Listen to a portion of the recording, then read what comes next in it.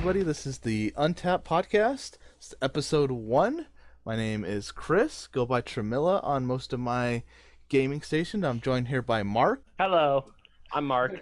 You can find me in PlayStation Gaming with Annex King. And Mike. Hi, what's up? This is Mike, Plastic American, as I'm known on most game consoles and Platforms? social media accounts. Yeah. In this first episode, guys, we're going to figure out how we got each of our gamer tag names. We're going to get into some Magic the Gathering here in a bit. And we're actually going to wrap up the episode with our gaming preferences and what we all want to get out of this podcast. So, Mark, you wanted to talk about how we all actually got our names, so why don't you start us off? Yeah, so I believe that having a gamer tag is insanely important. I get very angry when I see gamer tags that just have absolutely no meaning. Because this is your online identity. This is who you are representing yourself to be. And maybe it's not like a job interview. You don't have to be that serious. But at the same time, like, how they say if something goes up on the internet, it's there forever. And so these names are attached to you forever, whether you forget them or not. 20 years from now, you're 40 years old and you're going in for a job interview with the government or whatever. You never know where you're going to be. And they start looking up that your name was, Big Schlong 69. No, they're not going to hire you. They're not going to, what the hell? You want that attached to who you are for the rest of your life? And it really is that important because if it's on the internet, it exists forever. So we're going to go over some guidelines for your gamer tag, getting started in the gaming world. If you guys look up PlayStation or Xbox rules, they tend to follow some very basic stuff, and they're going for PC. Don't upset people out there. They don't want you to use profane words. They don't want any hate speech, no illegal or controlled substances, which is violated constantly. People with 420 in their names and stuff like that. They don't want notorious people or organizations, which I'm not 100% sure why, because if you were if you were an Al Qaeda, your gamer tag would not be Al Qaeda. You wouldn't put yourself out there like that. So I'm a little confused as to why that one's not allowed. And they don't want things that are sensitive in current or historical events. Like if you named yourself after the 9/11 bombing, that would be a no-no. That's a quick way to get yourself banned from any system. So if we're following those guidelines where we're not trying to piss everybody off, then you're left with words you made up, things other people made up. And my own personal gamer tag that I have been trying to use when it comes to gaming has been Annex King. That's something I came up on my own. For some reason, I was looking up Latin words. That's where I got Annex. And then, they're all related words. Annex King. You take things over and you're the king of taking things over. That's pretty much what that means. So, Mike, you said yours is Plastic American. How did you find that one? How did you come up with that? So, I remember, Mark, you had this desktop. You were like the only one of my friends that had a PC. And we were kids, and you lived across the street. And I would go over to your house, and we would download all kinds of music on LimeWire. Tons of music. I don't know I remember downloading Toy Soldiers by Eminem and just loving that song. And so I don't remember, it was like the PS3. This was well after, but I still really I don't know, something about that song and Toy Soldiers made me think of the green and tan plastic toy soldiers that you'd get when you were little. Yeah.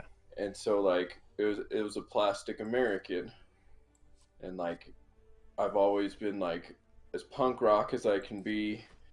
I have this stupid anarchistic tendency towards politics and life in general.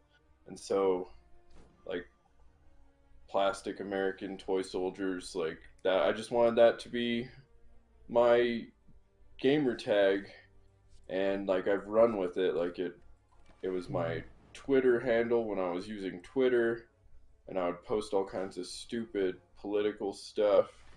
And it's my Instagram handle. I have it on just about every game that I have to make a user ID for.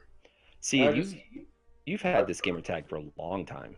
yeah, like I This said, is established. This is like a decade old gamer tag. when I got the PS3, it's what I made my PSN ID, and like I've stuck with it. See, that's good. I like the visual representation of Plastic American. That's clever as hell. I like that. It And gets Chris, made fun of a lot online. why? I don't know. Like, people don't understand it, I guess. No. And so what if they don't? Even if all they bring to, unless they're bringing like, not Botox. What is that like? What is it No. called when you get that kind of stuff on you? I remember playing a lot with you, Mike, and you got a lot of shit because they would always associate it with like dolls or Barbie. Barbie You dolls. would get It a was lot all, of that like, shit. It Yeah. was freaking, What? Yeah. It was freaking hot. We'd be That is playing so Call of Duty, Uh-huh. and it would be like Barbie Man, Barbie Man. Yeah. But that's just people being stupid. I can't tell you how many times I heard Well, yeah. King. Call of Duty players. Like I heard Anal King every day. Chris, This- what's yours? But see, mine's Tramilla. Mine's not as in depth as either one of yours. I had a buddy in Very high unique, school. It is unique. I had a buddy in high school who couldn't spell my last name correctly, so in the course of trying to spell it out and kind of phonetically say it, he stumbled upon Tramilla, and that's what my nickname became in high school, which was fine with me because there was like 4 Chris's in our class, so that worked. It distinguished me from the rest of them. Wait, they actually called you Tramilla in class? Yeah, they still do. Yeah. That's so cool. Yeah. See, you have seized the Neo nickname. You know, like you are this person in the real world and in the gaming world. That's you nailed it. And it was one of those where I didn't mind it. It fit relatively well, so I've kind of rolled with it and been my username, gamer tag, whatever you want to call it, ever since. And luckily, it's unique enough and has a bunch of random letters in it, so I haven't had any issues with people taking it. People don't really get it, so I don't get any of the flack, that I've seen Mike get. Or I don't. Yeah, yours is unique. It's one of You those. nailed it. They just kind of look at like, okay, moving on. On occasion, I'll get, "Are you a girl?" Because of just how It's it very ends. sexless. Yeah. But other than that, as soon as I'm like, "No," and then they're like, "Oh, my bad." Oh, like they're applying like Mexican, like A or O. yeah, which I Like can if you were a understand. guy or a girl. Okay, You're yeah. Tramillo. You should have been Tramillo. No, Tramilla sounds better. I Yeah, like that. Tramilla sounds better. I thought about using the O2 just to roll with the Spanish, and it just doesn't work. Okay, so obviously when you're picking a gamer tag name, gamer name, whatever, you're not gonna come out with gold to begin with. You're not gonna walk out the door with this great gamer tag name. Like my brother right now. My brother is not a gamer. He games, but he's not a gamer. He's never online. He never interacts with people. And when he bought the PS3, they forced you to sign into the PSN and create your network. And he has Big Chili Dog as his username. And like Fair enough. that's flipping stupid. That's No, like it's great. Yeah. I hate it. I mean, thankfully my It's brother funny. didn't choose that. It was Drake that chose that. But still, I'm like, God, that has nothing to do. Like my brother spray painted for years. Like he was a graffiti artist, and he used Ados as his name. Like, why didn't you use that as your gamer tag? Anyway, there's tons of stupid gamer tags out there, but setting aside whether you're gonna come up with gold or not, there's another basic guideline you need to know, and this is my own personal pet peeve. It's not everybody's, I know where this but is no going. fucking numbers. No numbers. Never use a number in your gamer tag. It is so ridiculous. I hate it. If you are absolutely forced to use a number, then don't use your birth date. because you're putting that information out there so that people can hack your stuff too. Like, isn't that one of your questions? Like, what year were you born? Like, don't use your numbers like that. You need a name. I've always been a huge believer of this. That being said, I have screwed up and used numbers a couple of times.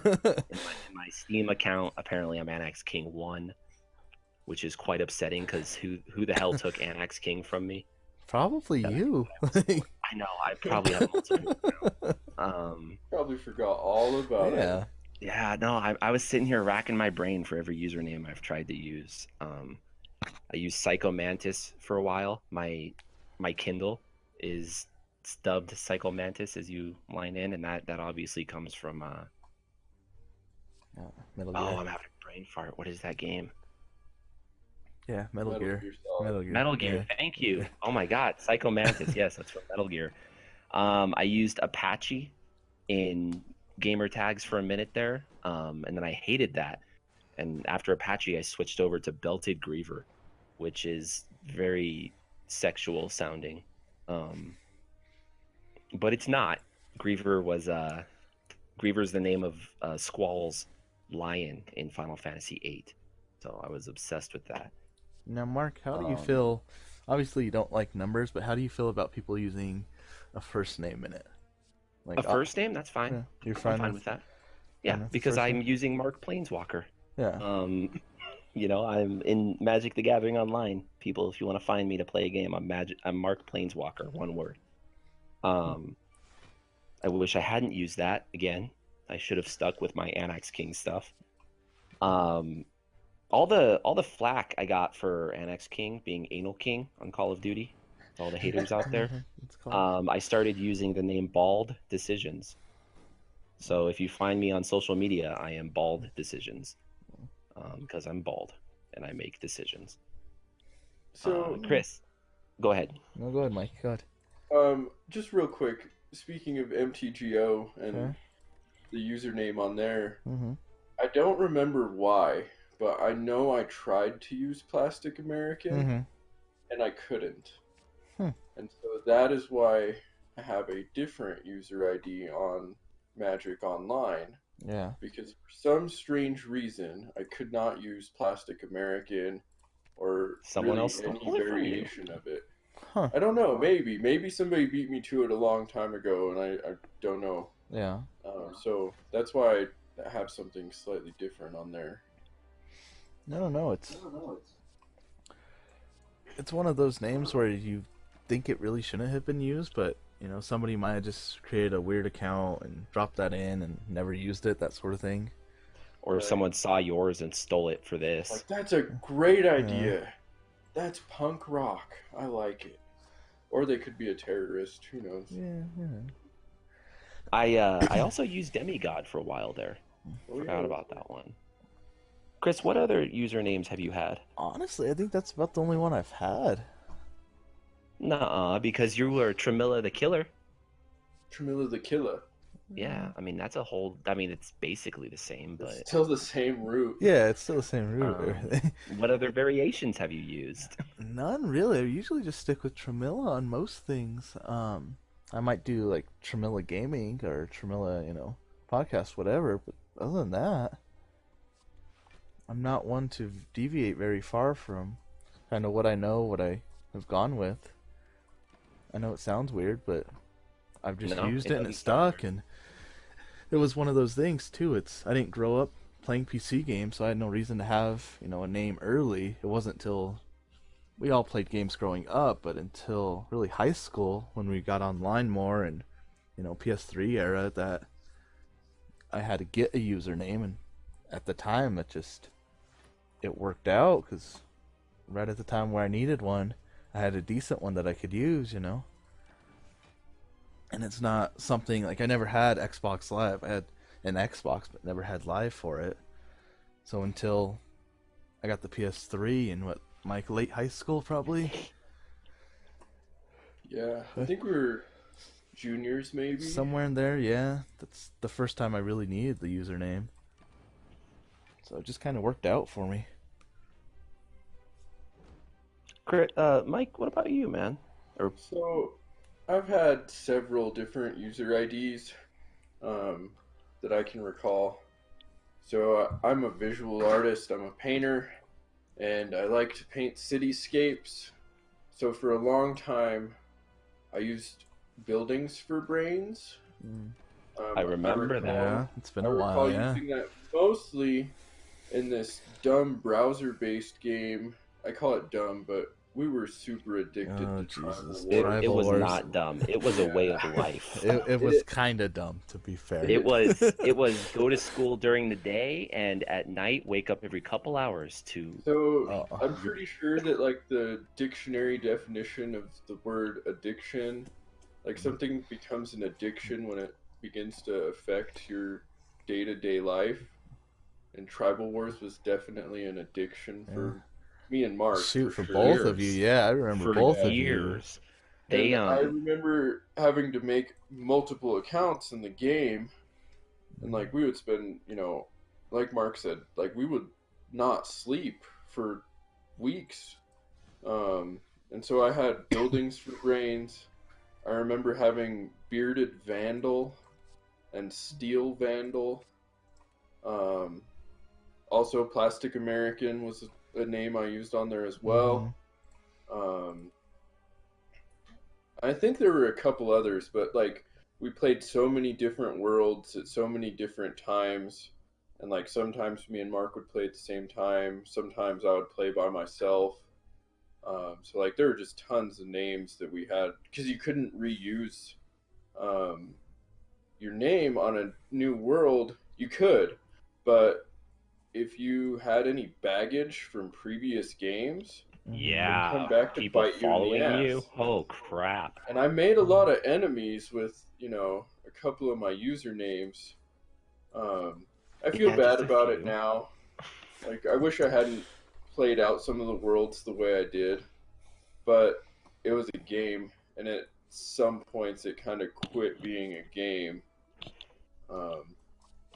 But I like those were some of the usernames I had.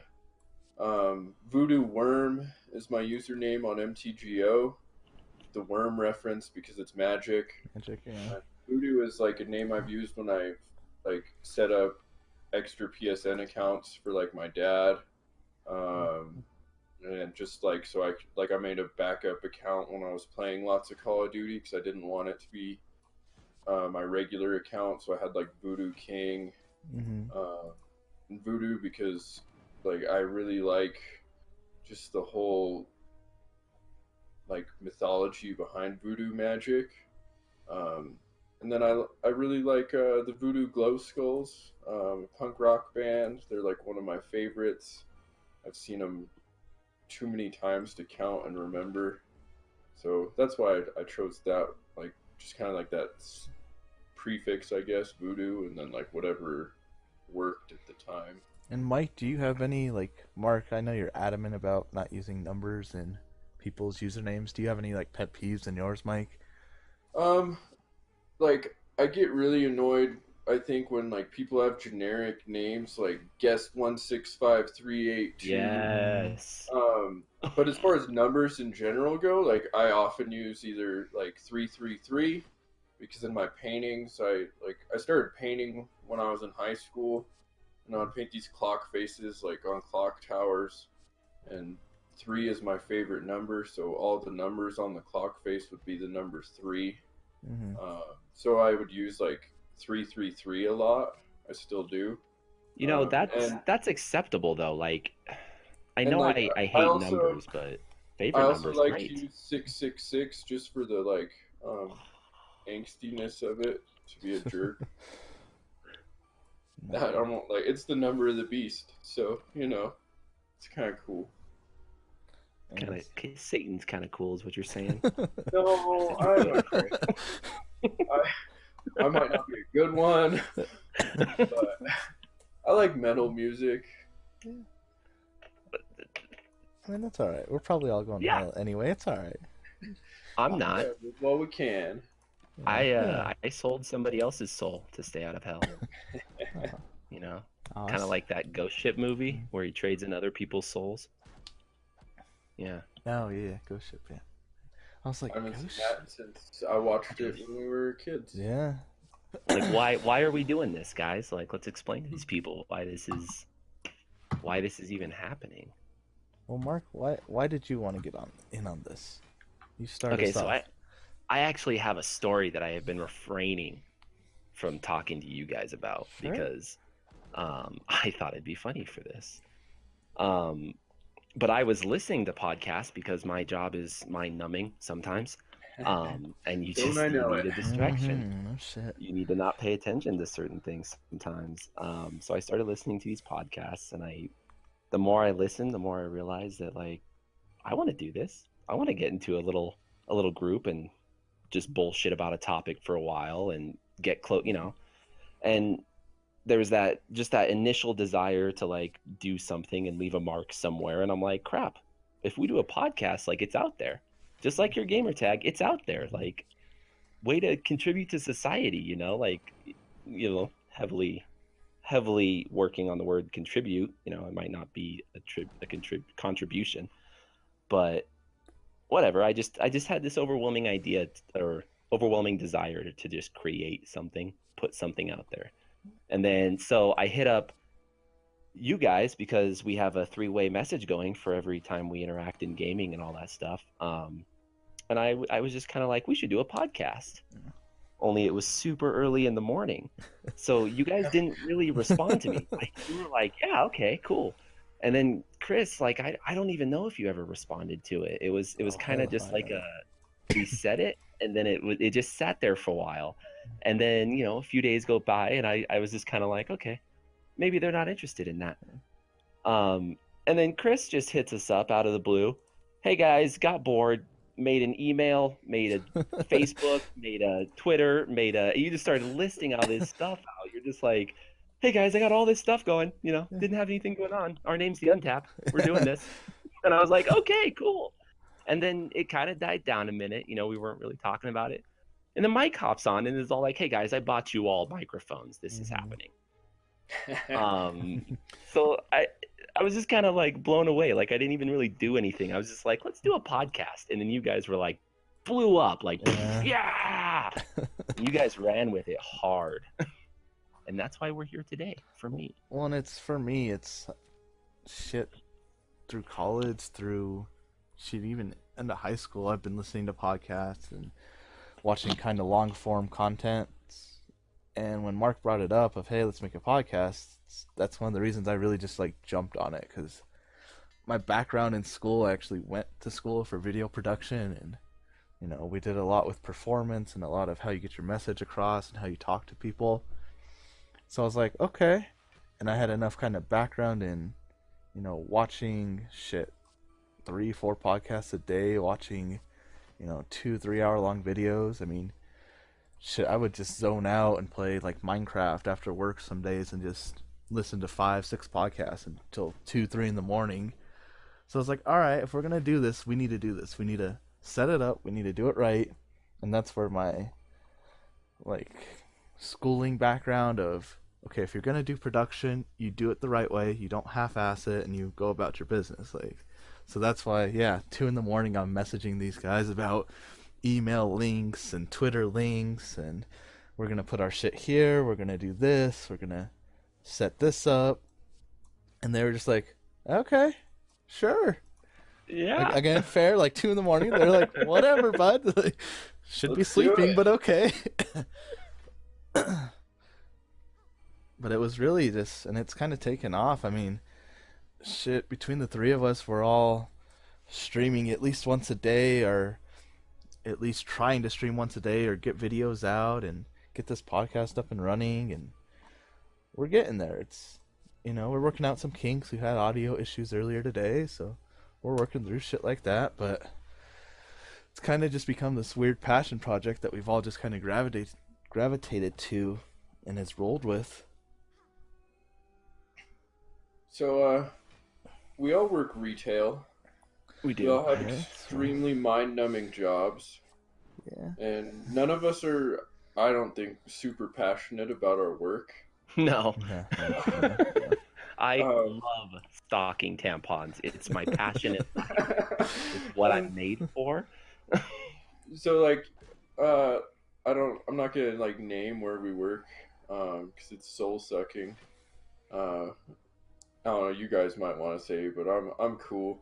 But like I said earlier, I'm an artist, and I feel like ever since I started working at this place, I don't starve anymore. I'm not a starving artist. Yeah, This is true. that's always nice.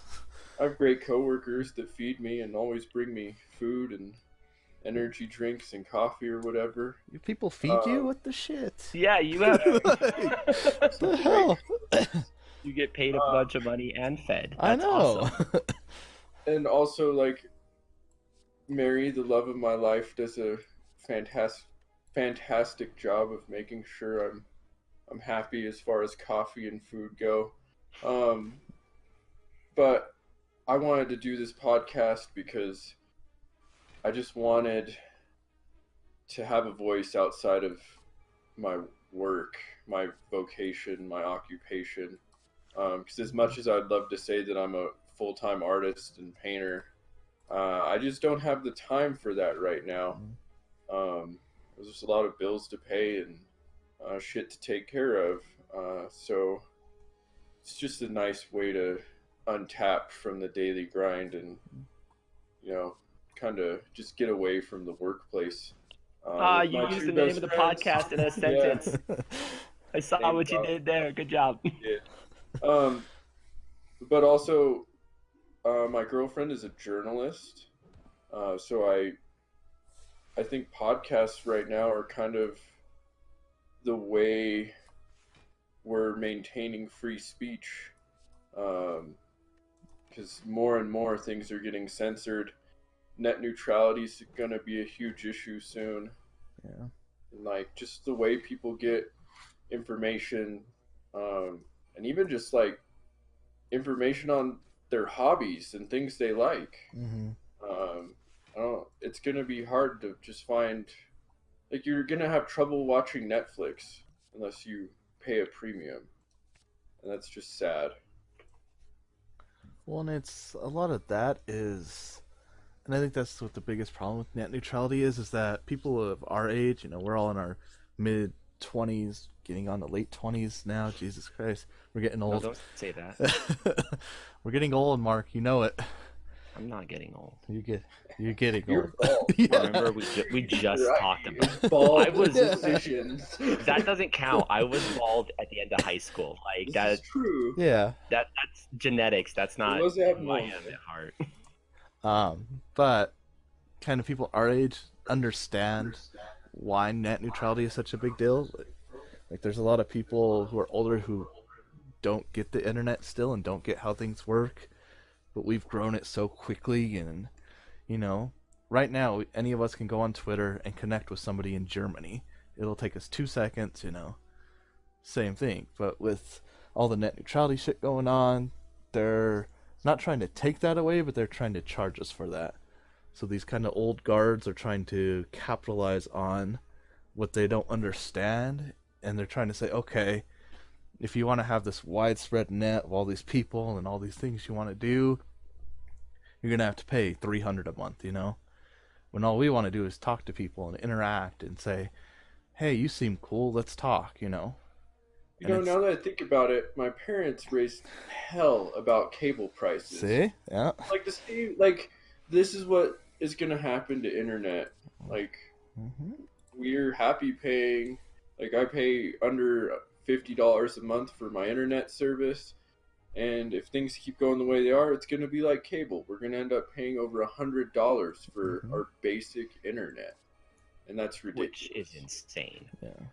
And see, and that's the thing. That's the insane part, is that it's insane to us, but people just aren't getting it yet. They're like, well, then don't use it or don't do this, but they don't get that it's become a part of our lives. It used to be, we always get shit of, oh, you kids never talk on the phone anymore, because we don't have to. We can plug in our headphones, talk to people, without anybody eavesdropping on our conversations, like the old days with the corded phones and shit. Like, oh, the I cord never had that problem. Oh, well, the cord only reaches, 5-10 feet, so you're standing in the middle of your living Mark room. had a much bigger I house never than had me. that problem either. You know what, I had wireless telephones. There was a phone Cordless cable in every phones in fucking the room. bedroom on the top floor. Yeah, man. But you know what I'm But I feel saying? you. Keep going. I'm listening. It's one of those things where they don't get how we communicate these days, and it's honestly it's kind of scary for them. They don't understand it. They don't get it. They don't see our premise of why. Why would you want to talk to somebody, in the UK? Well, because they have the same interest as me. I haven't met anyone around me who has these same interests. So yeah, of course I'm going to talk to this person. Of Because course. fucking globalization. Yeah. Think locally, fuck globally. I haven't Yeah, heard you use you that have in that forever. tattoo. Yeah. Go bordello. Um. Okay, so that's why we're each doing this. What are we hoping to accomplish? For me, it's just community. Those are the people, the streamers I watch, the podcasters, the YouTubers, whatever you want to call it these days. Those are the people I tend to generate and kind of follow more. It's the people who put community before anything else. Oh, We're not, at least for me, I'm not in this to be rich and famous and any of that. I'm in this to meet new people, to talk to more people, to get similar interests out there. I'm just trying to grow here, and that's something, at least for me, I think has been missing a lot. Is I've been stuck in retail now for 5 years. I know Mike and Mark, you guys have been stuck in it longer. I was lucky enough to work in a library for a while, so that was cool.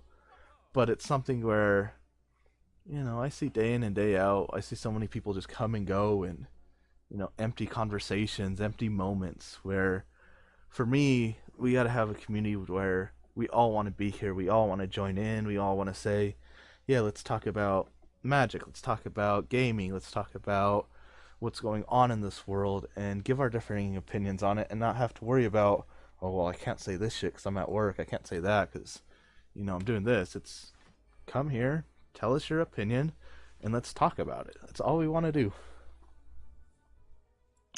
okay. No, I fully agree. Joining a community, that's the whole pursuit of civilization. I mean, not to get too broad spectrum, but like being a part of a community is what we're all about as humans. So, Yeah. no, that's awesome. Mike, what about you? Um, the main thing I want to accomplish is just letting people know about things they might not be familiar with.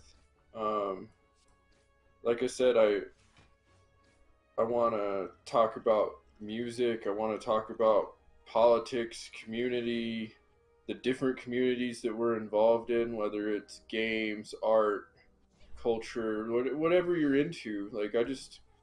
I think we're all like-minded individuals, but we all have very different interests. We bring different things to the table, and just sharing ideas.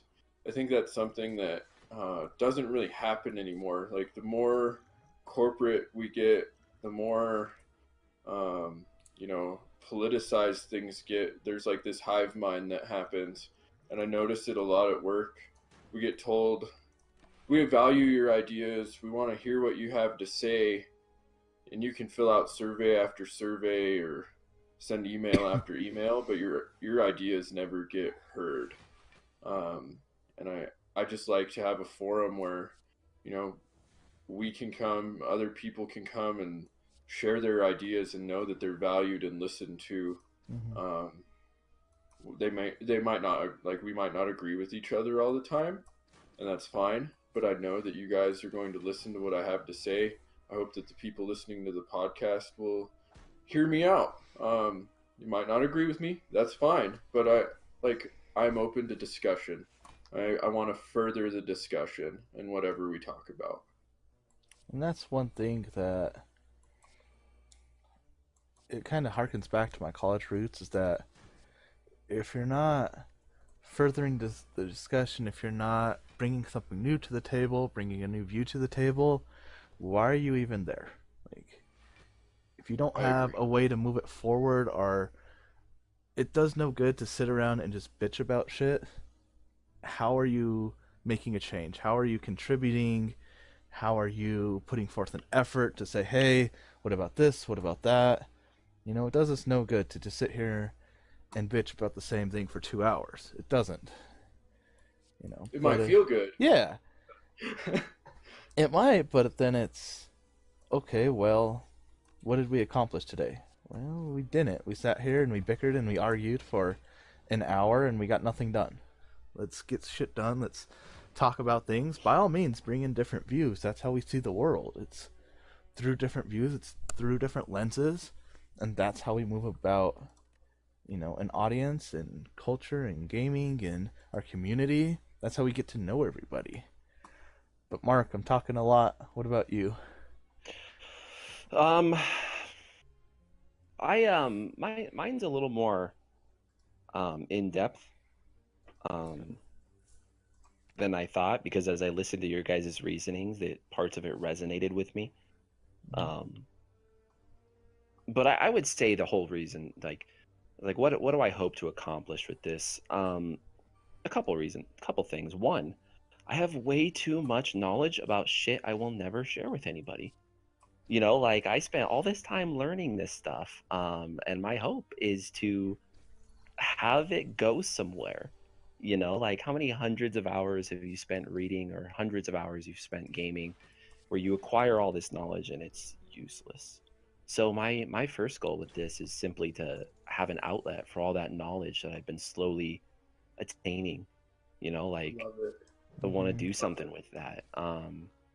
And then, you know, the second major reason too is the last, I want to say 2 years ago. Um, 2 years ago, my social group was severely shattered.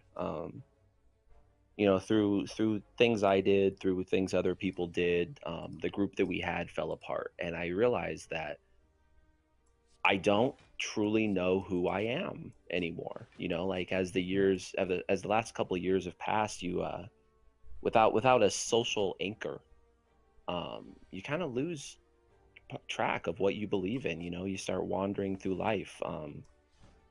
And my hope with this is to help start establishing a social, you know, group. I mean, Chris, you nailed it on the head. It's about community. Like when people lose their community, it's a severe shock, and I don't think people quite realize just how huge that impacts us in a subconscious way. Like, you know, like my friend group fell apart, and from then on I was making rash and dumb decisions that led me further and further down a rabbit hole, simply because I didn't have anybody near me that I could bounce my ideas off of. I didn't have that social standing of, hey, I'm thinking this. What do you guys think about this? Is this Mhm. insane? Like, am I being crazy? And I'm hoping to reestablish that here, you know, constant repertoire where I can throw out my thoughts and ideas and get it you know, thrown back at me, and hopefully start making more firm decisions about who I am going forward. Because I mean, like you said, Chris, I'm 27 years old. We're all in our mid 20s or late 20s. You know, we're not even mid 20s anymore. Um, and I'm going through these mental, I'm gonna call it an evolution, a mental evolution, um, where I am a little bit wiser today than I was 2 years ago, and I'm curious to see where that's gone. So I need to throw this out there. I need to find out who I am through speaking out my mind. Mhm. So yeah, like I said, a little bit No. larger. But you guys got anything else to add? Well, I I think think, that hit the nail on the yeah. head. Cool. And um I feel yeah. like we probably all feel a bit of the same things you are, Mark. I know I do. I moved out here to Southwest Colorado. You guys have visited a couple of times, thank God, Mhm. because I'm in the middle of nowhere, and all of the communities I was a part of, I was a like part of my local game community in Pueblo, where Chris is now, and like I painted the game store. I did a big mural into the game room in the basement, and like I played Friday Night Magic and board games and just hung out. And I moved out here, and it's totally different. I'm right off the reservation. There's just it's a different culture, Mm-hmm. and I love it, and I've grown to love it. I really did not like it at first. It was just too different. It was culture shock. Um, but now I've grown to like it, but I am still um, building a friend group like I had, and it's been a lot of work and taken a lot of effort. I think my girlfriend has kind of felt sort of the same thing because it's just so different than what we're used to. But Well, thank I think God you you guys have voiced all of family that, now. Mark. One, I think we've all been there too, Mike. I mean, I moved back from Denver, what, 2.5 years ago now?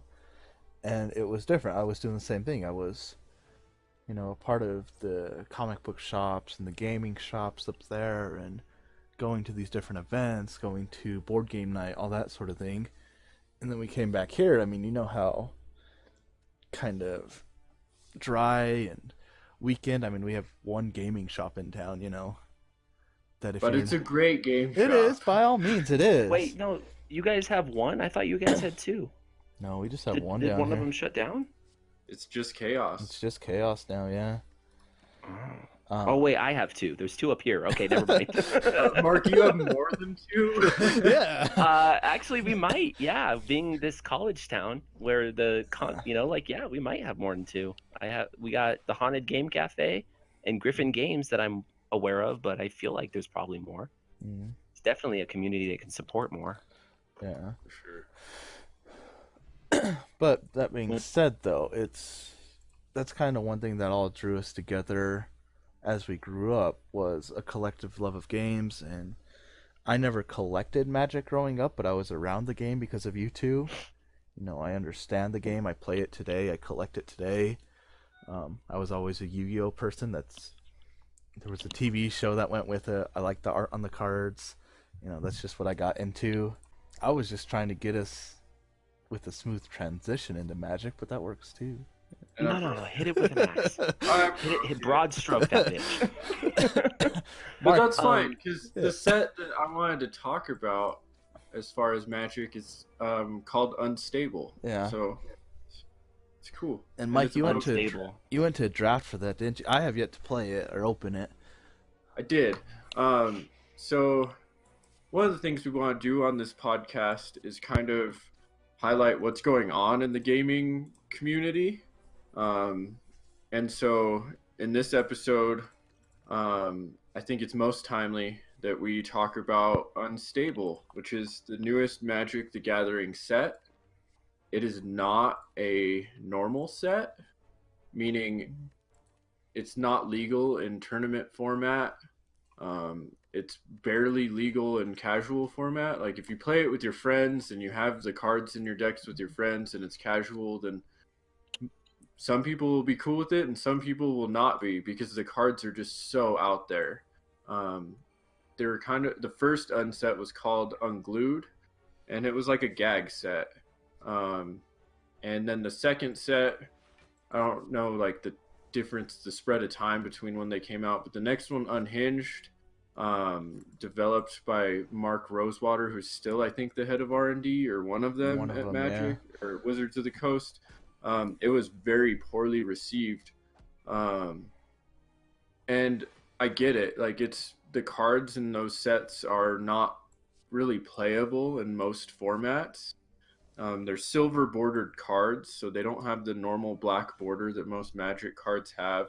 And it's kind of indicate that they are like different. They're different cards, but they've got great flavor text. They're super funny, and they're great on their own. But with the number of other Magic cards that there are, they don't really fit. So I'm going to start off talking about a card that was printed in a set called Future Sight. Wait, Mike, can I interrupt for a second? Sure. How often do they come out with sets? So is it like it's three like a every year? 3 months or so. I don't know about, the exact, yeah. I don't know the exact numbers, but And it Was it's like this every set- 3 months or Was so. this set coming out like in tandem with another set? Like, or was This this just a wasn't, whole because sideline thing? This is, like I said, this is like a standalone set. It's Mhm. not part of your normal blocks. Release? Okay. Yeah. Okay. Sorry, So, keep going, man. um, back in 2007, Future Sight came out, which it blows my mind. In 2007, the 42nd Magic expansion was released. 10 years. Like that, and that was the 42nd set. Oh my So, god. like, it's Wizards just of the the West. amount of time that Magic has been played is insane. I've been listening to all these podcasts about, um, mainly there's one I really like about they're trying to help people get onto the Pro Tour, and they interview people that have been to the Pro Tour or been to qualifiers.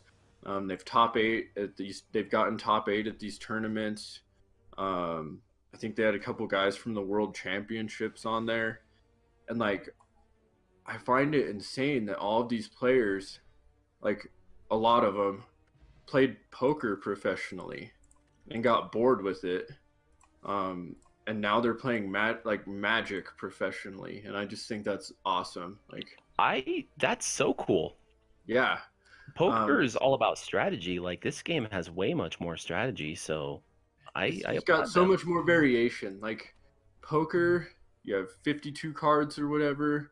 They're always the same cards, and it's all about bluffing and facial expressions. And you bring all those same techniques. They bring them to the table at Magic, and that's what makes them pro players. Like it makes them some of the best players in the world and the most fun to watch because they're at the top of their game. Like they have kind of gained their discipline through another game where it's about numbers and calculating, what the average of drawing the, ace of hearts or whatever is. And so they've just brought those techniques and skills to this game where they can really kind of express themselves because there's so much that you can do. And the unstable set is like the best unset, I believe. It's the third unset, and it was made to be drafted. And I think the draft format is my favorite format for Magic because it levels the playing field more so than constructed. Constructed, people just net deck. They'll spend a lot of money. They'll buy a really good modern deck or a really good standard deck and know that they might not win just because they haven't perfected those techniques of bluffing people and, not getting tilted and letting their emotions get in the way of the game. But they'll still do relatively well because they just dropped $1,000 on a modern playable deck. And they know the cards have been tested over and over again, and they're great. And see, in the draft format, you pass the packs around the table, and you pull your picks. And draft is so fun. So I went to the release Friday Night Magic at my local game store for Unstable and played in a draft. This brings me back to Future Sight. In Future Sight, they were printing cards for future sets. And initially it was supposed to include Planeswalkers, which we all know and love today. But they didn't have them in time. They didn't have them ready in time for the set. So they got pushed back to Lorwyn. But there was a card in Future Sight called, what was it? Steam Flogger Boss. And he was a goblin. And he had the text of other rigger creatures you control get +1/+0 and have haste. Future Sight included abilities and creature types that had yet to be printed. They hadn't been in any set on any card yet. So Unstable was actually the first set to bring in riggers as a creature, and also it had another text that if a rigger you control would assemble a contraption, it assembles 2 contraptions instead. What does rigger mean? I'm sorry, I don't know. Okay, so rigger's the creature type. Yeah, it's a creature. Oh, okay, so it's like it's goblin the subtype for the creature. Okay. So the Steamflogger boss is a 3 generic red goblin rigger creature. And he's like a lord sort of, because he gives the other rigger creatures you control +1/+0. Now that was printed in, like I said, Future Sight, which is legal in modern, but they reprinted the Steam Flogger Boston Unstable with the silver border. That card in particular is still legal in most tournament styles, just because it had been printed in a normal block. But there aren't any other rigger creatures in your normal card sets until Unstable.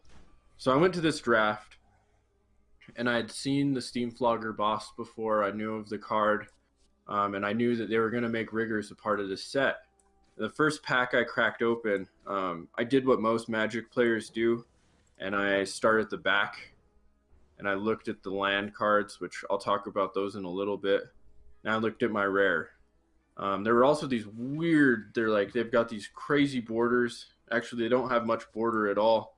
And those are the contraption cards that the rigger references. There are 2 in every booster of Unstable. There's 2 contraptions. Then you have your land, and then you get to your rare, starting at the back of the pack. And the first rare I pulled was Steam Flogger of the Month. And it's got this picture of a goblin in a picture frame that says Employee of the Month. And he's holding a couple of hammers, and he's got a claw hammer. And I just loved it. I think it's a great picture. And I have no idea what a Steam Flogger is. It's a funny word. And then the creature is a goblin rigger, like the Steam Flogger boss from Time Spiral or Future Sight. And he has the ability that when he enters the battlefield, he assembles a contraption for each contraption you control. And I knew instantly. I'd done a little bit of research on the set, the day of, a couple hours before the draft. I was reading about these contraptions, and I knew I wanted to play contraptions. And then I pulled this card, and I immediately knew I was going to build a contraption deck. And if you play Magic and you know the game, you're until now probably don't know what a contraption is, probably never played with it. And that was the night the cards came out. So I was hoping that people would do like I always do. I'll take some time off from playing the game, and then I'll go to a draft, I'll go to a pre-release, and I'll play a game with the new cards and get to know the cards there. The thing was, if you didn't know what a contraption was, you were confused as hell. And so I was hoping I don't fully know what it is. all the people at FNM would be like, I don't know what a contraption is, and they're going to pass them. And so I'm drafting contraptions. And I get a pretty good contraption deck, I think. And it's separate from your normal deck, and you play them separately. And they have a different ability.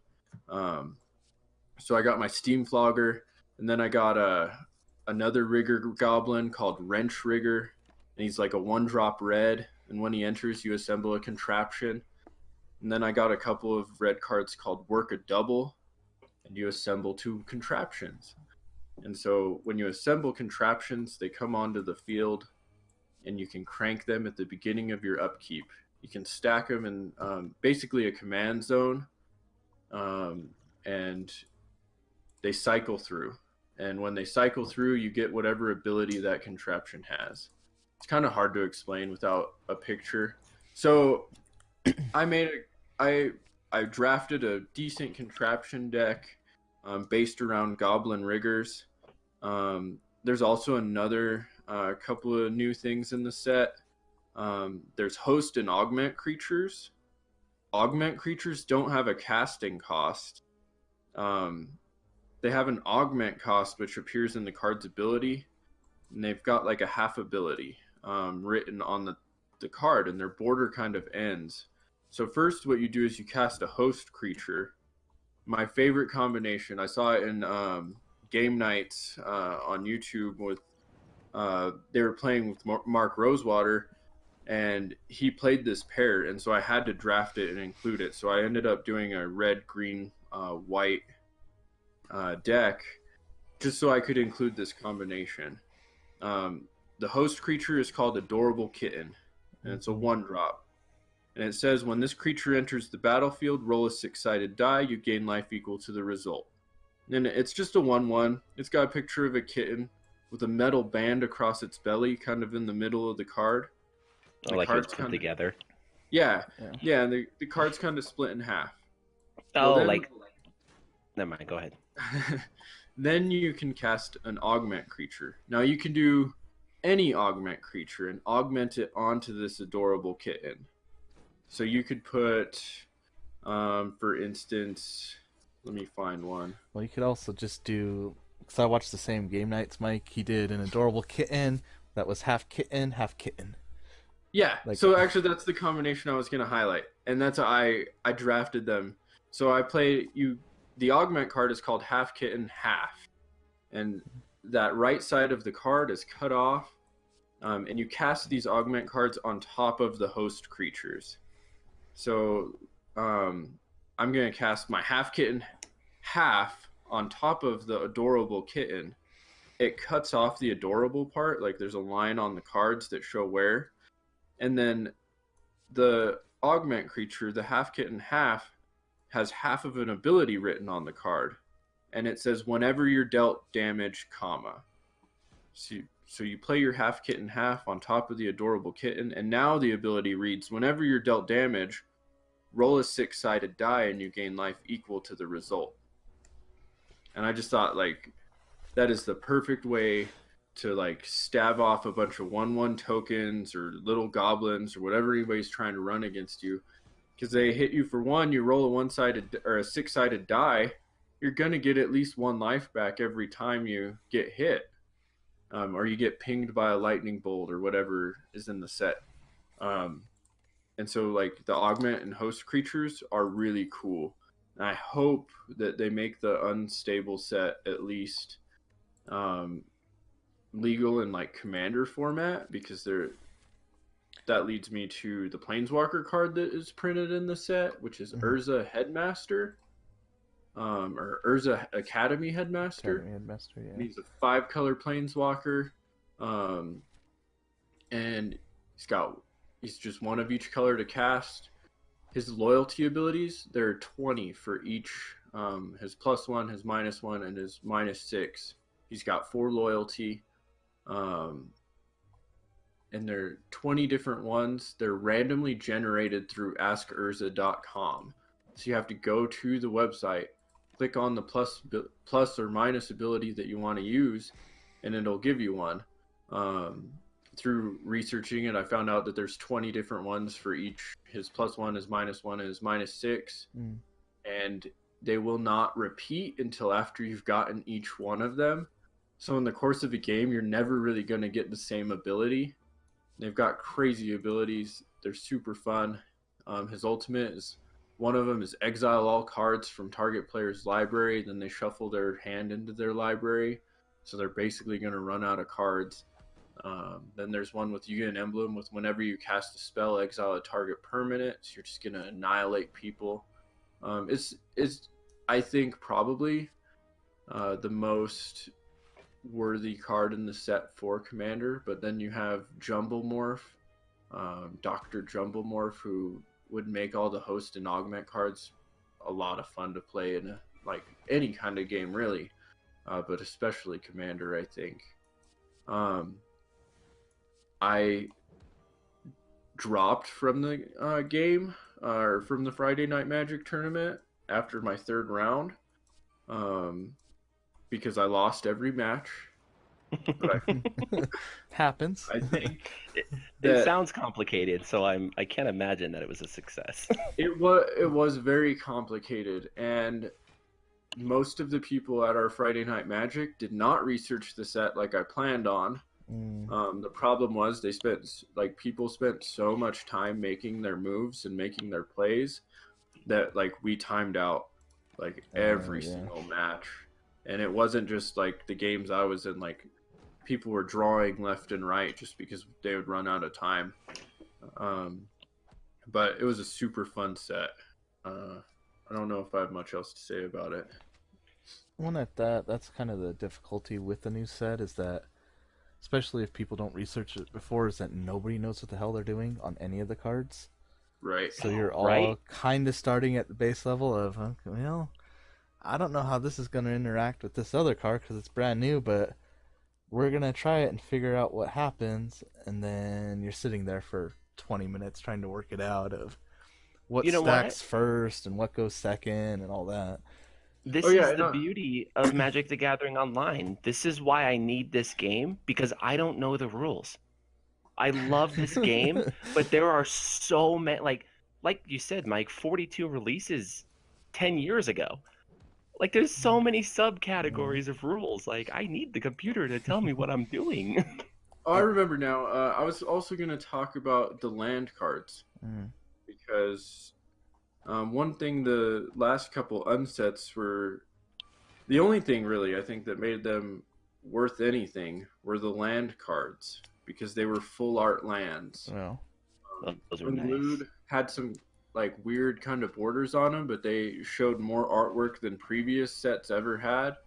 And then Unhinged had a small black border, but for the most part, it was like a full art, more so than like the Zendikar full arts. And I was looking at spoilers for the set online, and I was kind of bummed about the full art lands for this set. I didn't think they looked that great. I was like, they're kind of generic. I was planning on getting unstable packs just to get the lands out of them, and then after seeing the pictures online, I almost changed my mind. But once I went to the draft and we drafted the first pack, and everybody keeps their land and token card. Man, they look great in person. Like they look so much better in person. The plains is super beautiful. The forest is like this jade green. It's really cool. The swamp has like kind of blue in the middle, like a bluish hint, like it's like a foggy swamp. Like they're super pretty. And then the tokens, every pack came with a foil token, which was kind of neat. yeah. And your more standard. That was the Go thing ahead. I was most excited about was the foil tokens because that's not something you ever see. Like Right. Until recently when they stopped doing good promo cards at tournaments. You can get foil tokens now as promos through like Friday Night Magic and stuff. Usually they're two-sided. Like I think for Ixalan it was like one side was a pirate and the other side was a vampire, and they were foil tokens. But these tokens for Unstable, they're a foil token. I'm pretty sure most of them are reprints from like other tokens. So like your zombies, just a reprint from another set, but they foiled it. However, on your staple tokens, like your zombies, your beasts, your angels, your elementals, the back side of the token is not foil, but it's totally full art. No border, no text whatsoever, and it's just the art for that token, and like they are awesome looking. So like I've got a beast token, which Mark's favorite planeswalker is Garruk or Garrick, however you want to say it. And like that beast token, Mark, if you had a set of these to go with him, they look sweet. And then the elemental, I'm in. and then the zombie, like they all just look fantastic. I like the full art side of the card better than the foil. Yeah. But I understand some people like the shiny foils and want to have like a foiled out deck. So Mike, go ahead, Mark. Go ahead. No, go ahead, Mark. I was actually thinking about Magic the Gathering as we made the decision that we're going to use this as a topic for the podcast. I kind of went through a moment of denial where I didn't want to accept my nerd card, because I was like, I don't want to talk to people about Magic the Gathering. It wasn't that big of an influence on my life, and then I stopped and remembered that I have a Magic the Gathering tattoo. So I took a moment to just go, okay, maybe I'm just in denial. It's not a big influence on my life, only I have a Loxodon tattooed on my bicep. Yeah, I mean, I went through a little bit of a moment where I was like, I don't want to tell people about my nerding, like, I just wanted to throw that in. So I realize now that I'm not in high school, I'm not in college. I'm kind of like at the top of I guess the ladder within the chain of command at my work. I don't care anymore. Like I will tell my employees, like, I play Magic every Friday that I can. I have friends over. We have private drafts. I play Minecraft. I will play Pokemon Go. I don't care. Like, I am past the point of caring what people think about like what I do for fun. It's not hurting anybody. It's not like I'm worried about what people are thinking about, like what I do for fun. It was growing up, it's not something we talked about. Not us, obviously we talked about stuff like this, but like in my family, like we didn't, like my parents and my brother and sister weren't like, "Hey Mark, let's talk about your hobby in this nerd topic." Like that didn't come up. And then, like I went to Pueblo West High. And if there ever was a nerd group in that school, I wasn't a part of it because my brother was all state football. And you played football. I did. I played football. I was on the swim team. Like there was just like the people I interact with, this wasn't cool. This wasn't something you admitted to being a fan of. And not like Magic the Gathering, but just like nerd things, like I have a deep passion for anime that I just don't talk to anybody about because I've never spoken to anybody about it. And I think that's why this topic brought up that little bit of oh, I'm not sure if I want to talk about that, is simply because there's nobody I talk to about this besides you two. Ever. Like in the last 10, 15 years, I cannot. There's been a friend here, a friend there, but like you can't force these conversations on people who aren't interested. And unfortunately, the majority the majority of people, this isn't a topic that they're going to be interested in. They're going to pull out their phone halfway through talking to you or something. So it's just a topic that where I grew up, which I know it was very near where you guys grew up, but it the social circles I grew up in this was not acceptable. It's funny that you say like people pull out their phone as you're talking about it, because last night I was at work and one of my friends from work, we exchanged Christmas gifts, and he got me a booster box of Amon kit. He hasn't played. He'd played Magic when he was like in middle school or something, and like he played the Star Wars customizable card game for a long time, but like he kind of grew out of it, I guess you'd say. Like he got more moved serious. on to other interests. Yeah. I want to say congratulations to him because he's going into state patrol. He just got accepted. Good for him.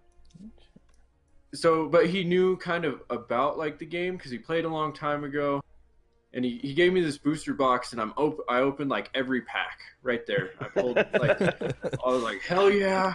Here's a god. Here's a mythic. I pulled I'm pretty sure they're called masterpieces. Masterpieces, yeah. I was so stoked. Yeah, masterpieces. And a couple of our coworkers that were there exchanging gifts for us were like, "Mike, you're crazy, man. Like, oh, we don't understand you." But they like were sort of interested, and so they're like, "Can you kind of explain to us like what the game is and how to play?" And so like I tried explaining it to him, and like as I'm like, so you drop a land and you tap that land to signify you're drawing on its power to get mana so you can cast spells. And I'm like a few sentences or a couple paragraphs into my spiel, and I noticed they're both on their phones. I was like, they're gone. I lost them. Yeah. And I understand it's a super intricate game. I think you really have to play it. Like you have to have the cards in your hand, be thinking about it to really enjoy it and learn how to play it. I think that's the best way to learn if anybody wants to play Magic or get into it. Like, you have no idea what I was talking about as I was explaining the cards and the abilities. That's fine. If you want to learn to play, I think the PlayStation or Xbox versions, the duels for iPad, they're great ways to learn because, like Mark said, you can't break the rules that way. Yeah. You can just try and play the cards and learn how to play the cards through the digital versions of the game. And don't go to Magic the Gathering online because there's no tutorial and it's not a user-friendly system. You will not figure things out from here. This is not where you start. But I But would if say you, once you get your base in, play something on PSN or try it out. Get a group of friends. Just explain the basics to them, and then go buy 9, 10 packs and do a draft. Like, just read Yeah. cards. Just get a group of friends together and do that because you're gonna learn more that way in interactions and what you like, what you don't like quicker than trying to hop straight into a tournament. With a hodgepodge deck, Right. you're gonna learn it better if you're playing with friends. Oh, this is how this interacts. Oh, I actually really like playing green, or I really like playing black. and it's super cheap to do that. Like you don't even have to buy Hmm. a booster pack. Just go to any game shop and they do those like 500 card packs. Like does your game shop do that? Chaos? I didn't see him last time I was there, but I'm sure they do. So Yeah, I have a like friend here. ours. Go ahead.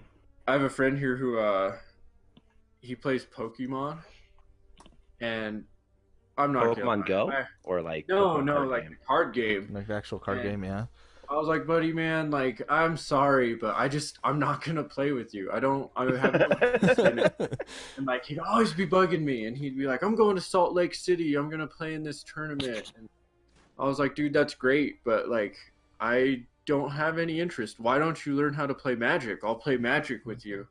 And he was like, I don't know. Like I've got a lot invested in this. I've spent a lot of money on my cards. And the local games shop had a teach a new friend Magic Day. I don't know what it's called. I don't remember. But you would just bring a friend. The game store would give him a 40 card deck and teach him how to play. And I took him because I wanted the promo card. There was a full art Walk the Plank out of Ixalan. Nice. Oh, so it wasn't out of the Foil. kindness of your heart. You wanted a card. Wow. Okay, no, it's cool. I was like, dude, look, I was honest with him. I was like, dude, look, come to the game store. They'll give you a free deck. They'll teach you how to play, and I get this promo. And he's like, all right, cool. And so we went down there, and man, he's hooked. Like, he just dropped, like, I don't know how much money on a modern deck, on, like, a Tron deck or something crazy. Like, he's ready to compete.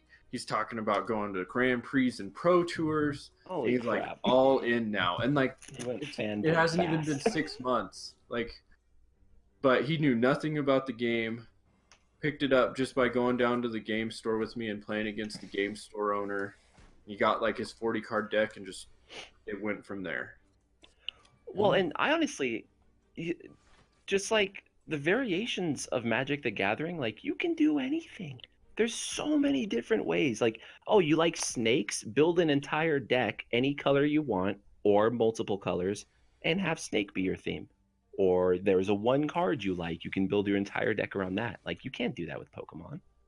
There's not enough Pokemon. Like, they I have think what? you can, but You I don't can, play it. but- I don't play it, so I don't really know. No, I'm gonna say you can't. I'm gonna go official on this. If anybody wants to Google me on this, hit me up on Twitter at bald_decisions, and argue with me if you want. But Pokemon, you can't do that.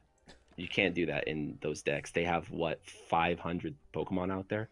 Doesn't like one set of Magic come out with 500 different cards in it? Like, I think you've missed a few generations of Pokemon, Yeah. Mark. no way, dude. There's what 4 or 5 generations. In the 3rd generation, we were at like 350. I'm gonna just Google this real quick. There's a lot. I don't know. No. Group participation from other people. People on the interwebs and listening to the podcast. How many Pokemon are there? A lot. That's all I know. It's a lot. Regardless, it doesn't compete with Magic. There's no competition. Magic is in the thousands of variations of cards that you can build based on any whim that you have. You like a certain effect that one card has, you can build an entire deck based off that effect. You like one card, you like the idea of a deck that's indestructible, they have that. You can go out and do that, and you can do this. I mean, here on Magic online, take $1 on this game, and you can go buy 500 cards.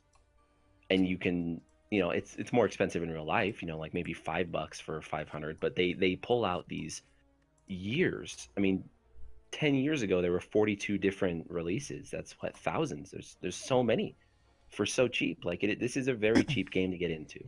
And that's kind of the But nice thing. expensive to become proficient. Oh yeah, very. Yes. Yes. But that's the thing about Magic too, is it lets you play.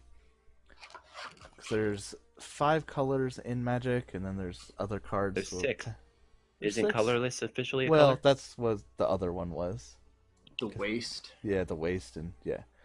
But it lets And you then there's play. snow. Now, that's when you start to confuse people. Yeah, I was just trying to get a basic Okay, kind of sorry. entry level. I took the question serious. But for the most part, there's 5 colors, and they each play a different way, and they each interact a different way. So, if you're an aggressive player, you play red. If you're more sit back, thought-provoking, you play blue. If you want to have big giant worms and elephants, you play green. If you want a bunch of soldiers, you play white. If you want to, play zombies and poison and use graveyard a lot, you play black. So there's a lot of different ways to play it without really thinking about it, And you'll find and what you there's- like. I'm more of okay. As you can tell, we're interested. Yeah. We have opinions. Well, at least for me, I'm usually more of a blue-white player for the most part. I don't like red. That's because it contradicts blue a lot. So that's what I like to play. I like controlling the game and then being able to spread my board, which spreading your board means you play a bunch of little creatures and you kind of attack multiple times. So I feel like if people are just getting into Magic, and they do have a basic understanding and want to do a draft, Ixalan is a perfect set to go in and do a draft with because it's so tribal. Mm-hmm. You can almost just draft pirates or just draft dinosaurs or just draft vampires. And drafting one of those tribes, if you just pull those cards, you'll probably build a halfway decent deck. And if there's enough players at your Friday night tournament, you'll probably do okay and win at least a few matches. And by tribal, Mike's talking about each creature card has a type: a vampire, a merfolk, vampire, whatever. Kifkin, yeah. And those go I know way I was back. missing one. It was merfolk. I was just like, Merfolk, there's yeah. 4 tribes at Ixalan. What is vampires, dinosaurs, This is- pirates? I could not think of the merfolk. Merfolk, yeah. I've blocked them from my mind because I spent so much time trying to build a good merfolk deck. I don't like merfolk. Suck every time I do it. I don't mind But I know it Merfolk, just but- won on the modern circuit, so it's possible. I'm just Yeah. not the person to build it. All right, I say we segue into gaming. Sure. Chris, this is your topic this week. Well, and it was... The reason I want to talk about gaming is because there's kind of a lot going on at the moment, and I think the more I think about it, the more I think we've almost hit a peak of... How do I want to say this? A peak of, hype level, a peak of... There's no surprises left anymore. A couple years ago, we still had In gaming? games... Yeah, in the aspect of, 3 years ago, everybody was clamoring for Final Fantasy VII Remake. Nobody thought that was a possibility. It's coming. Well, and It's coming. That's what I'm saying, is that's being remade, Crash Bandicoot's being remade, all the games we grew up with, for the most part, have been remade or are a shell of what they used to be, Spyro's a shell of what he was on PS1 and PS2. Poor Spyro. You know what I mean, No. though? But it's... The greatest character. Sarcasm He's been, heavily intended. bastardized and beat with the blunt end of a sword into a infant's Yeah, plaything. and that's... I What know I it was a mean by- kid-friendly game, but it man, wasn't that. I know what you're saying. It's one of those where it has to innovate, but we're at a stage, No Man's Sky tried to innovate, tried to do something different, but people wanted so much more out of it that it crashed and burned. I'm looking at it right now, it's sitting at the bottom of my stack of Mhm. games that I've been playing. I mean, it's underneath Knack. Yeah. Like, And it was a fine game when it came out, for what it was, but people want so much more out of gaming these days, and more. We're at a point where, Call of Duty, it's a joke now of, oh, it's the same game. It's been the same game for 7-8 years, even though every game's, slightly different. This is added, that's added. Can Can I interact? Go Because for I it, Mark, I go. don't want new games, man. Give me Ratchet and Clank. Like Ratchet and Clank was perfect at here's the same thing that we've done for the last 5 games, and here's a new spin on it. Go. But And even at that's what I that, wanted. even Ratchet and Clank's being remade, I already platinumed the new PS4 one. But you see what I'm Already- saying? It's I've everything's already either wiped being the floor with it. remade or it's being sequeled out so far that nobody cares anymore. I think the problem is the big game companies, Ubisoft and Activision and everybody, like right now the true like development and like forward progress in the game community is coming from indie developers Mhm. because the big game companies are just churning out the money makers. You got Madden, you got all your sports games, which are great and fun, but you I can't never charge played 'em. $75 for a rehashed game that's Yeah. basically the same thing. And I think that's one thing that the old retro systems did great with sports games. Like you could get weird NBA Jam or Tecmo Super Bowl 2 and like do fun things that like now it's just they just rehash the same Call of Duty game 10 times.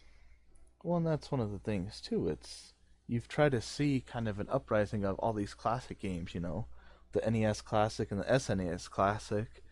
But even Nintendo, they can't keep up with the demand for that.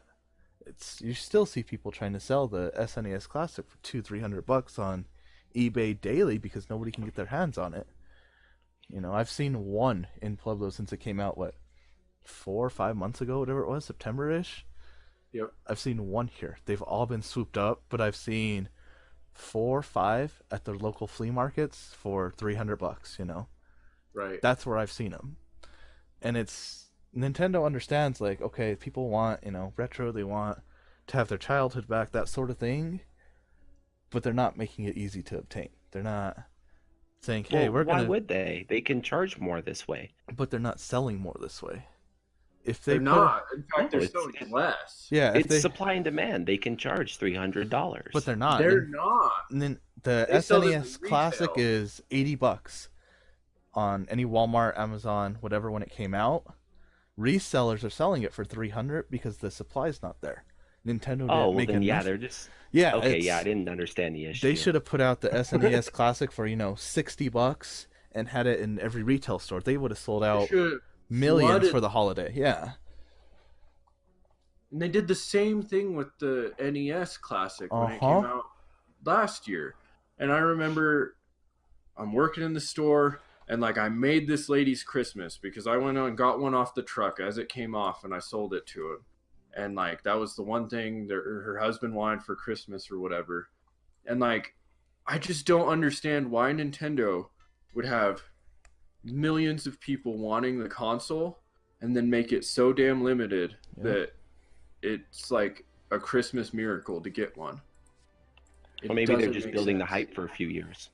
But Here in 3 or 4 years, they could pop out with a billion of these things sitting in backstock, and they can shoot them all off for $80, and everybody's going to go for it. I just don't see it. They're not getting it. They're not getting why it's super popular.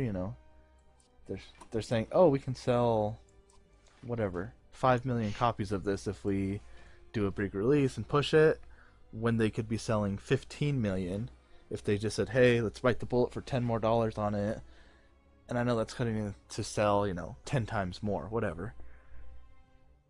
They're not getting the balance of that from what I can see and working retail and seeing these things, seeing them go off shelves the second they come in. I was talking to one of the guys who works at one of the local GameStops here, and he said, he's like, somehow these people know, they'll see our shipping info somehow, and they'll be camped outside the day before we get any. He's like, it's a random Tuesday, Wednesday that we get them, but they're outside waiting. And that doesn't give, little Johnny and his dad a chance to play the games his dad grew up on. You know what I mean? And it's funny to say that 'cause it's like I remember the first game I ever beat was Super Mario World 3 on the Super Nintendo, and I would get home from like kindergarten at like noon, because we got out at like noon or whatever. And my dad would be playing Super Mario World 3, and like I would sit down and we'd take turns. Like that's the first game I ever beat. And like that nostalgia, like that's something that like I would like to get my dad one. Just send it to him. Be like, hey dad, remember when we beat Super Mario? And like even working in retail, I can't really get my hands on it. Yeah. You know, being, you know, as long as if I'm ethical, then I put them on the floor and I don't understock, then I don't ever get a chance. Because, like you said, the guys camped outside for 3 days that know like what's coming in on the trailer in the truck. And that's the same way. It's, you know, I had an NES and Super growing up. I remember my first 2 games were Elevator Action on the NES, and I think it was Mario 3 were the first 2 games. And Mario 3 was always kind of funky because it never really worked right. I think the chip was a little messed up. But I remember sitting there and playing. Go ahead, Mark. Does Nintendo have an online thing? They do, and that's why they're not going to sell any more of these consoles. They have the Switch Shop or eShop, whatever the hell it's called. Yeah, why would you pay $300 for the classic console when you can, in a couple years, conceivably get a Switch for $200 and all the classics? Well, then that's the reason for not making more right there. Is they're probably working on creating a bundle of some kind, or they're working on creating this online thing where you can log in and their library's there, and then somebody was like, hey, I bet we could make a few extra bucks if we make it its own console. But see, the thing and people so have that's asked why for, there's so few of them. And I've listened to enough like gaming communities and gaming kind of talk shows, whatever you want to call it. The thing people want from Nintendo is very simple, but it's something Nintendo won't do. All they want from Nintendo is a Netflix-based system where you can pay $10, $15 a month, and you get to play anything from NES and the Super that, you know, Nintendo owns or has the rights to, whatever. That's all people want from Nintendo. Which, why not? Yeah, I would do that. Absolutely. And I that's would all, be in on that. And I've heard that from a lot of people. Even if it was just a few dollars a month, like something you could put on a card and forget about, they would make a ton. Yep. And that's... As opposed to right now, like I don't have a Nintendo. I have a 3DS, but I can't remember the last time I bought a game. I have a 64 sitting here. Yeah, I have a 64 somewhere. But I have a 64 with Banjo-Kazooie. They're not making money on it. Yeah, they got to do that. They got to fix that. And it's... I get logistically it's probably a pain in the ass to do that and to have something that's that run, then you have to have a good connection and all that shit. I get that. That's why they're probably not doing it. But it's one of those things where, like, why not? Like, come on, Nintendo. Get your shit together. People don't want... Chris, what's the first game you ever played?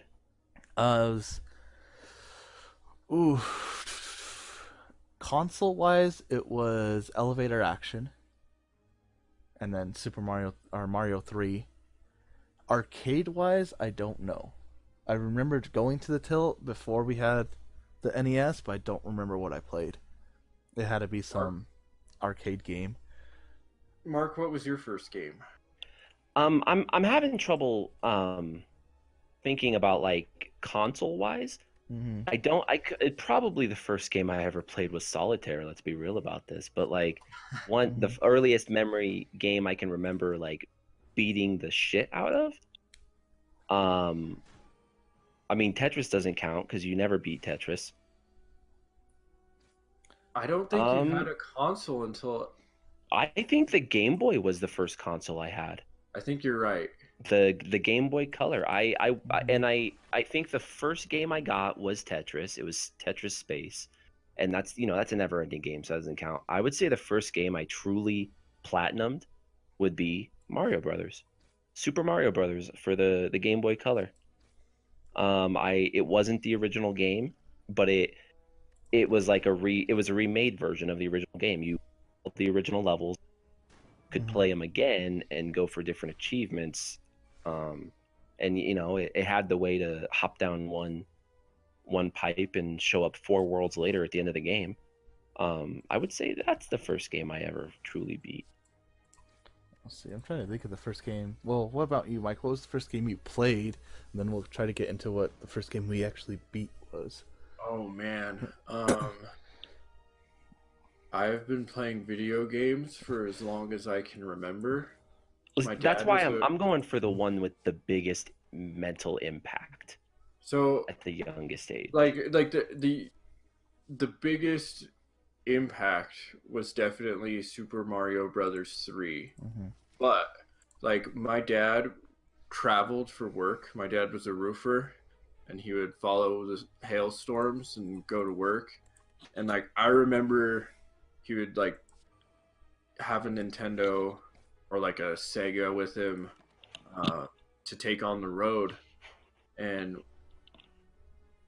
I got my first console. I remember going, actually, holy crap, like one of the first games I ever played was Killer Instinct on the Super Nintendo. Like that made an impact on. Oh, holy shit, I had a Super Nintendo. My mom took me to Toys R Us to pick out a game system. Yeah. And I got a Sega Genesis. And that was like the beginning of my like love-hate relationship with Sega. Because I had a friend, my buddy James, his grandma would babysit us, and he had a Sega, and we'd play like Sonic 1 or Sonic 2. And so when my mom took me out to buy my own console, I got a Sega, and it gave me terrible headaches. Like I remember that. Would give me terrible headaches, and so we took it back, and I exchanged it, and I got a Super Nintendo, and it came with Killer Instinct. And I remember like getting home and being like, "This is a black cartridge. It's so cool." And I put it in, and I start playing it, and my mom freaked out. As they do, yeah. And she made me take that one back. And then I got the one with the Mario collection. Oh, yeah. But eventually, like, we got Killer Instinct again, and like me and my dad played a ton of it. Now, do you remember, Mike, what the first game you beat was all the way through? The first game I beat on my own was Super Mario Brothers 3. The first game I remember playing was like at the arcade over on the east side of Pueblo, and it was like a moto racing game, and you'd like sit on the motorcycle and tilt it, and like that's the first like video game I remember playing. I mean, I'm sure we had an NES, and I know we had Tetris and stuff like that. You guys had that archive Tetris, like the geologist Tetris. We did. I was Tetris. Shoot, I can't remember what it's called. I have it. I don't know where it is. That was PlayStation 1 though. That was a later edition. I mean, like I remember my mom really liked Tetris on the NES, so playing with the square controller. Yeah. I think for me, I mean, I'm gonna kind of cheat because I know what the first game I beat was, and it's a game we all played, but it was Oregon Trail. Oh yeah. But I remember, Mike. Do you remember what that other game we played growing up? Dinosaur? Yeah, the dinosaur one. Manosaur, yeah. I remember playing. I don't know how even to this day, I don't know how the hell to beat that game. I remember playing it. I've tried to find ROMs or like some way to emulate it, and I can't find it anywhere. If anybody listening can get me a copy of Nanosaur, I know it's probably a shit game, and like I would hate it now, but just for old times' sake, I'd like to play Nanosaur. In the direction of Nanosaur. What about you, Mark? Do you remember what the first game outside of Oregon Trail, because I kind of cheated and took that one, that you beat was? I'm gonna stick with Super Mario Brothers. The Game Boy Color version of it, because I want to say that was the first game console I received. That being said, I did have a Super Nintendo, and I don't remember where it came from. I don't know when we got it, but I remember playing a Chippendales game.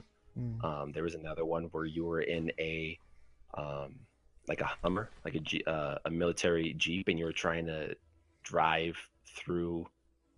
I have this mental picture of you driving, and there's a cliff behind you, and you're like on the ground, and you had to like dodge bad guys that were like dropping bombs on you and stuff. But I don't know when that was, but I have memories of that. So that might be one of the first games I ever truly played. Yeah. But I would say the first game, like setting aside Super Mario Brothers on the Game Boy, I would say the very next game that I truly beat the living shit out of was Final Fantasy VII. I remember that. Yeah, the game counter stopped working. I would have one save file that I just kept going at, you know, like my characters were at 100. I beat every weapon. Um, I found through reiteration. I don't think I found everything, because I'm sure there's some stuff. Like I've looked stuff up now where they talk about like in glitches in the game, you can go in and find things that programmers put in and then they abandoned halfway through and they forgot to seal it off. Like you can find that kind of stuff. Like I didn't find that kind of stuff. I wasn't that guy. But I beat everything that they would allow you to do, I would say, through normal gameplay. Definitely Final Fantasy VII. The earliest game I have memories with you two of is Final Fantasy IX. I love that game. I remember walking into Mike's room, and Chris, this was your game. You guys had just started playing it on Mike's thing, so I have this image of you both sitting there on the floor, and there's another kid, but I have no idea who he is.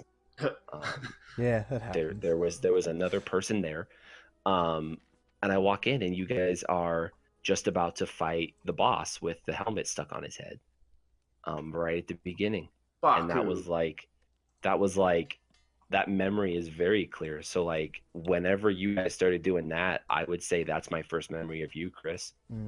I don't remember you before that. I think the first one that comes to mind, and this was before yours, Mark, because I don't remember you being a kind of a part of this, was when it would be me, Mike, our friend Phil, our friend Chris, and our friend James all came over because I had a N64, and we would just play the hell out of Smash. Man, Smash Brothers. Yeah, I was not a part of that. Growing up, I was not friends with all your guys' friends. Mm-mm. But you went to a different school. Yeah, you went to a different school. Yeah, I wasn't a part of that group. I was a neighborhood friend. I was like, wake up and it's summer at 11 in the morning. You know, I'm waking up out of bed and Mike's sitting in my room and he's been there for 3 hours playing video games. That's the kind of friendship we had. We were down the street where he just kind of showed up. And we just kind of showed up every once in a while in each other's lives and spent weeks there and then disappeared for 4 or 5 months and then walked back in for a solid 3 months. It was weird. And I participated in your guys' friend group, but I wasn't a part of it. So yeah, I don't have any of those memories. What about you, Mike? What's your kind of first one where we all got together? So I know it's like way in the future and not the first time like we all hung out by far. But for me, I think like when we all got PS3s, we all got Modern Warfare 2. Yeah, that was when we all started gaming together. And like I moved out shortly after, but I remember my dad would get pissed off because, like, you know, we're all in high school, or I think we were in high school. We were. And like, I got mine. I think I got my PS3 sophomore year. Yeah. And so like, I think we were all junior school, and it's like right before I got out of my parents' house, because I would get off work at the call center, and I would come home at like 11 o'clock at night or whatever, and we would play Modern Warfare 2 until like 3:30 in the morning. And then like my dad would be getting up for work at like 5, and like I'd just be going to bed. Like, and I think like that for me is like some of the most fun I've ever had gaming as a group. I mean, Super Smash Brothers was fun, but I always sucked at it. I never won. I know. Well, it's hard when one person has a console and has the game and you can't ever play in practice, you know, like unless everybody has it, it's hard to get good at stuff like that. And I remember like my uncle lived with us for a little while, and my dad was hooked on Modern Warfare, and my uncle was hooked on Modern Warfare. So while I was at school and work, between the two of them, they would be playing on my account, and then I'd get home and like I'd have like 27 dog tags or whatever, and like I just Yeah. constantly progress with very little effort. So I had a lot of fun playing Modern Warfare 2 with you guys. Um, and then also Smash Brothers, and also like me and Mark would sit there and play Worms. Worms on the PC. That was good. That was fun. And Command and Conquer. I That played a might ton be of games yeah. with Philip. Like Yeah, with so Phil, did I I. played so much. Like because Phil also lived in the neighborhood, and I would like when I wasn't walking over to Mark's house to hang out, I'd walk over to Phil's house to hang out. And I remember like sitting on the hardwood floor and my ass hurting from sitting there for so long. And we would play Digimon World. Yep. Like that was a lot of fun. And then there was a game that I loved and he hated it, but it was called like Blast Chamber or something. And like the room would shift and it was a cube and you like had to like it was like the video game version on PlayStation 1 of The Floor is Lava. Like you just had to like avoid hitting the floor. And like I loved it and he hated it, but we played a ton of it. You know what game I always hated that you made us play a lot? Those music games. Oh, Amplitude. Amplitude. Yeah, screw that game. Holy crap, that's so No, I would still play Amplitude with Mike any day over trying to play Tony Hawk with Mike. Oh, fuck Tony Hawk. Oh my god, yes. So I am now good at Amplitude, but I'm still the best at Tony Hawk's Pro Skater. Although the fifth one was No. Tony Hawk's Pro Skater 2. Yeah, I know. That's what. Okay. The first one you could beat me at. You weren't good at first me at one, first and I one. wanted to play that because you weren't good at it.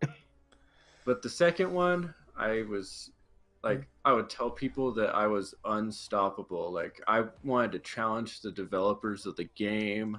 You know, I would play against Mike. We'd do the split screen shit. I'd having, game of my life, whatever, playing it. And I'd look over at his score and he was like 10 times what my score had. I was like, you know what? Yeah, like never once touched the ground and we have 2 seconds left in the match. Yeah, fuck that.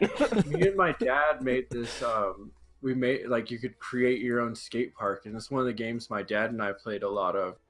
And like it was like 6th grade. I remember when like me and my dad were playing a ton of it. I'd had it for a couple years, but it was one of those games you always went back to.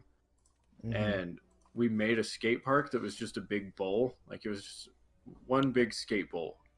And we'd set the match time for 10 minutes and play score attack. And he always thought he was going to beat me. Like he'd be like, I'm going to beat you. I'm going to beat you. Next round, I'm going to beat you. We play until 3:30, 4 o'clock in the morning on a school night. I'm in the 6th grade. And like I'd go to school the next day and my hands would be cramping. That's why you have you would never arthritis. It is whatever. What do you have? Arthritis now. I don't. Is it arthritis or is it? I have arthritis and cysts in the bones in my right wrist. That they discovered when I broke my wrist. Snowboarding last winter. But yeah, so it might be from video games. It might just be like because I didn't eat enough vegetables or drink milk. But if you enjoyed what we had to say, cool. Let us know. We have a Twitter. It's at official Untap. Is it official Untap or official the Untap? Nope, official Untap. You got it. At official Untap. Chris says we have a Facebook. I don't know what that is. We do have a Facebook. Me and Chris. I don't know what that is Mark. either. So I'm off Facebook. I don't exist what are on your Facebook. if they want to watch you stream or join you on PSN or talk to you on Twitter? What are your Okay, so my Twitters. My name is Mark. Follow me at. I have 2 Twitters. I follow myself. So who wants to be my first follower? I just created this just because we're doing the podcast. It's important to interact. So this is a brand new thing for me. So I'm not good at it. But I have at bald_decisions. And then at the untap_mark. Don't you can find me on Facebook. I'm not going to reply. I haven't logged in like 2 years almost, I think. But if you want to creep on me, go for it. Yeah, that's it. That's all I got. That's where you can find me. So if you wanna stream some PSN with me sometime, I'm down to play Minecraft. Pretty much anything. I have a ton of games. My PSN ID is Plastic American. My Twitter handle is Plastic American. My Instagram handle is Plastic American. You can follow us on the Facebook page, like Chris and Mark said, official Untap on Twitter. That's all I got. And I'm gonna hop in there. I'm Anax King on the PlayStation Network. If you want to find me, ANAXKING. And Chris, who are you? And on PSN, I am Tramilla. On Twitter, I'm Tramilla_gaming. And then I run our Discord channel, which is the Untap. I also run our Twitter, which is official Untap. Me and Mike run our Facebook page, which is just the Untap on Facebook. Check us out on YouTube as well at the Untap. Thank you for joining us all, and we will see you in the next episode.